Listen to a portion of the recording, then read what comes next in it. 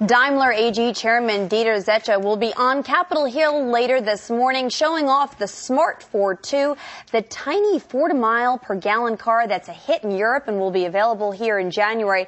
It comes just as Congress is approving CAFE standards, which require cars to get an average of at least 35 miles per gallon by 2020. Joining us is Daimler AG Chairman Dieter Zetsche. Good morning, Dr. Z. Good morning. Thank you for having me.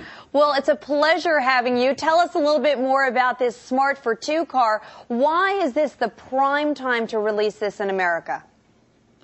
Well, we are totally convinced that America is ready for this great car. It's amazing how the reaction came. It's really blowing us away. More than 30,000 people put a deposit down with very little to no advertising from our side. So it seems to be just the right time to come up with this great car here in the United States.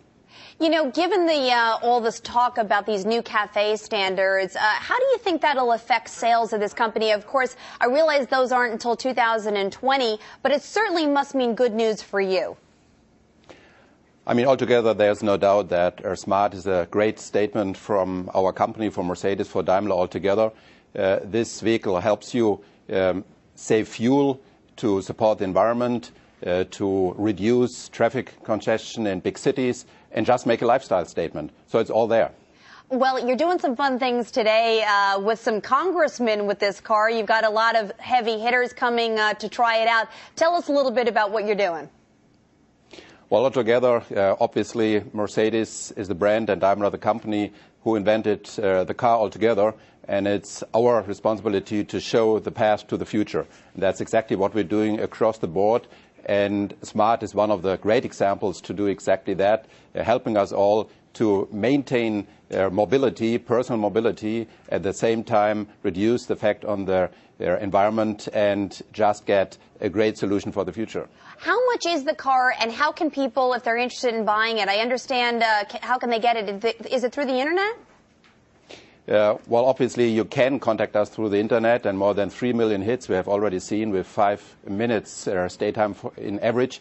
But we have a dealer network with the Penske Corporation, which set up this dealer network with about 70 dealers throughout 2008. And starting in January, you can buy that vehicle everywhere. But as I said, we have already 30,000 deposits for people who are very interested in this car. And I'm sorry, how much is it again? It starts at $11,500 and goes from there.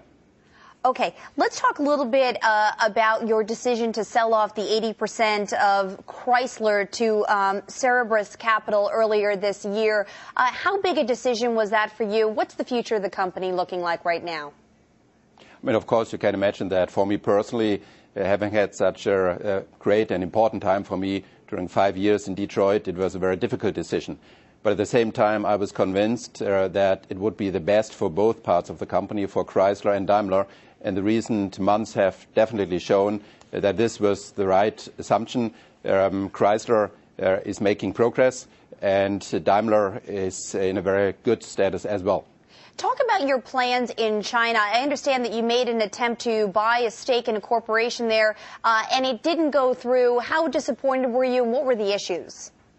Well, actually, this is originally it was a joint venture which we tried to build with Photon for trucks.